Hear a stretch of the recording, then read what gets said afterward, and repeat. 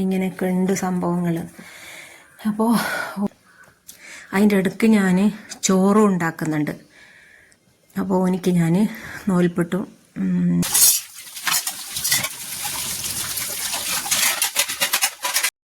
എന്തെങ്കിലും എൻ്റെ മനസ്സിലൊരു പ്ലാന് കണ്ടാൽ പിന്നെ അതേപ്പറ്റി ഇങ്ങനെ ആലോചിക്കുന്നൊരു സ്വഭാവം ഉണ്ട് എനിക്ക്. അങ്ങനെ ഒരു ആലോചിക്കുന്ന ഒരു ദിവസേനു ഇന്നത്തേത്. 9 മണി വരെ ആലോചിച്ചതിന് ശേഷമാണ് ഓർമ്മ വരുന്നത് മോനിക്ക് പോകണമല്ലോ, 9 മണിയായല്ലോ എന്നുള്ളത്. പിന്നെ ഒന്നും നോക്കിയില്ല, തേങ്ങ വറുക്കാൻ വേണ്ടിയിട്ട് ഇതാ ഫ്രൈ പാൻ്റെ അകത്തേക്ക് ഇട്ടിട്ടുണ്ട്.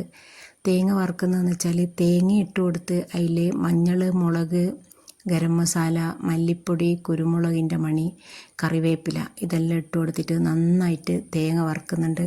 ഞാനിന്ന് ഉണ്ടാക്കുന്നത് തേങ്ങ വറുത്തരച്ചിട്ടുള്ള മുട്ടക്കറിയാണ്. അതായത് പല സൈസിലുള്ള മുട്ടക്കറിയുണ്ട്.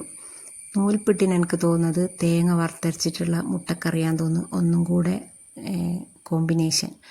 അങ്ങനെ ഞാൻ തേങ്ങ അരച്ച് അതിലേക്ക് വെളിച്ചെണ്ണ ഒഴിച്ച് ഉള്ളിയും കറിവേപ്പിലയും നല്ലോണം മൂപ്പിച്ചെടുത്തിട്ട് ഈ തേങ്ങ അതിലേക്ക് ഒഴിച്ച് കൊടുത്ത് അത് നല്ലോണം തിള വന്ന് അതിലേക്ക് ആവശ്യത്തിനുള്ള ഉപ്പിട്ട് കൊടുത്ത് പിന്നെ ഇതാ നമ്മൾ പുഴുങ്ങി വെച്ചിട്ടുള്ള മുട്ടയും അതിലേക്ക് ഇട്ട് കൊടുക്കുന്നുണ്ട്. ഇനി നമുക്ക് എങ്ങനെയാണ് നൂൽപുട്ട് ഉണ്ടാക്കുന്നതെന്ന് നോക്കാം. അതായത് നമ്മുടെ പുകർത്തുന്ന പുയിങ്ങലരി ഉണ്ടല്ലോ, അത് പൊടിച്ചത് കൊണ്ടാണ് ഞാൻ നൂൽപുട്ട് ഉണ്ടാക്കുന്നത്. അത് പൊടിച്ചത് പുയിങ്ങലരി ഒരു 1.5 മണിക്കൂർ വെള്ളത്തിലിട്ട് കുതിർത്തിട്ട് വെയിലത്ത് വെച്ച് ഉണക്കിയിട്ട് ഇതുപോലെ മിഷ്യൻ്റെ അകത്ത് കൊണ്ടുപോയിട്ട് മില്ലിൽ കൊണ്ടുപോയിട്ട് പൊടിപ്പിച്ചെടുത്തിട്ടാണ് ഞാൻ നൂൽപുട്ട് ഉണ്ടാക്കുന്നത്. ഇത് ഞാൻ തന്നെ പൊടിപ്പിക്കാൻ പോയിട്ട് ഡയറക്റ്റ് അവിടുന്ന് വീഡിയോ എടുത്ത് നമ്മൾ പുറത്ത് നിന്നിട്ട് പറയല്ലേ ഇത് പൊടിച്ചതാ, അരി പൊടിച്ചതാ, മുളക് പൊടിച്ചതാന്ന്. അറിയുന്ന ഒരാളായതുകൊണ്ട് ഞാൻ ജസ്റ്റ് ആ റൂമിലേക്ക് എല്ലാ കാര്യങ്ങളും ഒന്ന് നോക്കിയതാണ്. അപ്പോൾ അങ്ങനെയുള്ള അരി പൊടിപ്പിച്ചിട്ട് ഞാൻ അതിനെക്കൊണ്ടാണ് നൂൽപുട്ട് ഉണ്ടാക്കുന്നത്. ഇത് അധികം വെള്ളം പതച്ച് നമ്മളെ ചായക്കല്ലുണ്ടാക്കുമല്ലോ അങ്ങനെ പതക്കണ്ട. കാരണം പുയിങ്ങലരിയ പോരാത്തതിന് റേഷൻ അരിയും കൂടിയാണ്. പച്ചരി ആകുമ്പോൾ നല്ലോണം പതക്കുന്ന വെള്ളം ഒഴിച്ച് കൊടുത്തിട്ട് കുഴക്കണം. ഇത് ഒരിളം ചൂടുവെള്ളത്തിൽ കുഴച്ചെടുത്താൽ തന്നെ നല്ല സോഫ്റ്റ് ഉണ്ടാകും. കാരണം പതക്കുന്ന വെള്ളം ഒഴിച്ച് കൊടുത്താൽ ഒരു ബന്ധത് പോലെ അങ്ങായിപ്പോവും. അപ്പോൾ ഞാൻ അങ്ങനെയാണ് ഇത് കുഴച്ചെടുത്തിട്ടുള്ളത്. ഇനി നമുക്ക് നൂൽപുട്ട് എങ്ങനെ ഉണ്ടാക്കിയെടുക്കാം, അങ്ങനെ ഉണ്ടാക്കിയെടുക്കാം. അപ്പോൾ ഇതാ ഞാൻ ഇത് അച്ചിൻ്റെ അകത്തേക്ക് ഇട്ട് കൊടുത്ത് 2 ഇല വിരിച്ച് അതിലേക്ക് നൂൽപുട്ട് കുറച്ച് വലുപ്പത്തിലാണ് ഞാൻ ചെയ്യുന്നത്. തേങ്ങയൊന്നും ചില ആൾ തേങ്ങ കൂട്ടുന്നതാണ്, ഞാനങ്ങനെ തേങ്ങയൊന്നും കൂട്ടുന്നില്ല.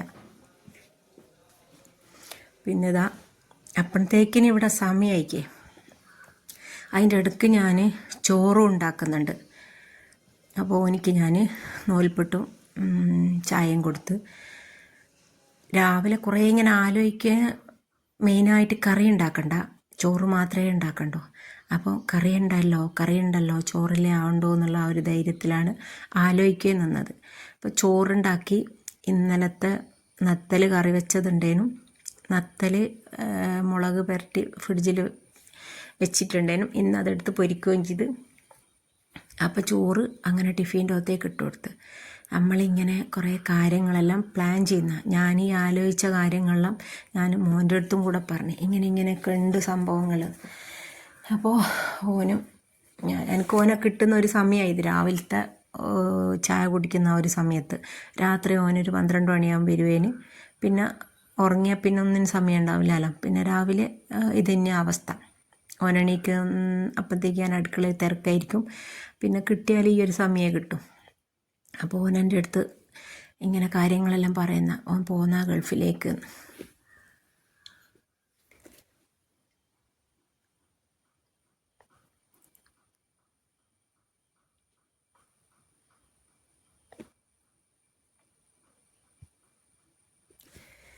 ഓൻ പോന്നാന്ന് പറയുമ്പോൾ എനിക്കത് ചിന്തിക്കാൻ പോലും പറ്റുന്നില്ല.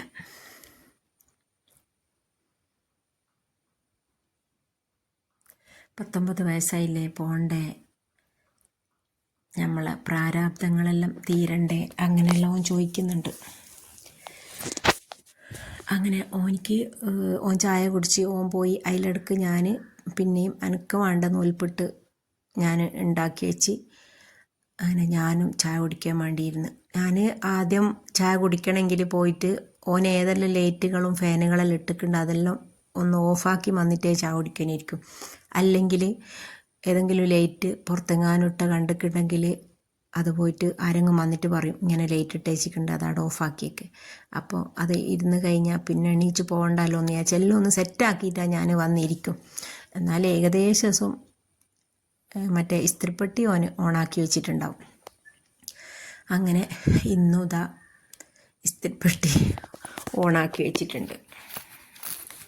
പിന്നെ ഞാൻ അതെല്ലാം കഴിഞ്ഞ് പിന്നെ ഞാൻ അടുക്കള ക്ലീനാക്കാൻ വേണ്ടിയിട്ട് നിന്നിട്ടുണ്ട്. അടുക്കള ക്ലീനിങ് കൂടിയും കഴിഞ്ഞാൽ ഇന്നത്തേതെല്ലാം കഴിഞ്ഞ് പിന്നെ കുളിച്ച് ഒരു 12 മണിയാകുമ്പോഴത്തേക്ക് കുളിച്ച് ഫ്രഷായാൽ പിന്നെ ഒന്നും പരിപാടികളൊന്നും ഉണ്ടാവില്ല. അപ്പോൾ നിങ്ങൾ ഈ ക്ലീനിങ് വീഡിയോ ഒക്കെ കണ്ട് ഇഷ്ടമാവുകയാണെങ്കിൽ ഒന്ന് ലൈക്ക് ചെയ്യുക, ഷെയർ ചെയ്യുക, സബ്സ്ക്രൈബ് ചെയ്ത് സപ്പോർട്ട് ചെയ്യുക. എൻ്റെ ഭാഗത്തുനിന്ന് വാക്കിലോ പ്രവൃത്തിയിലോ എന്തെങ്കിലും മിസ്റ്റേക്ക് ഉണ്ടെങ്കിൽ അത് തീർച്ചയായിട്ടും കമൻറ്റിലൂടെ അറിയിക്കുക. എനിക്ക് തിരുത്താൻ പറ്റുന്നതാണെങ്കിൽ ഞാൻ തീർച്ചയായിട്ടും ഞാൻ തിരുത്തിയിരിക്കും. അപ്പോൾ ഇൻഷാ അല്ലാഹ് അടുത്തൊരു വീഡിയോ ആയിട്ട് വീണ്ടും കാണാം. ഓക്കെ.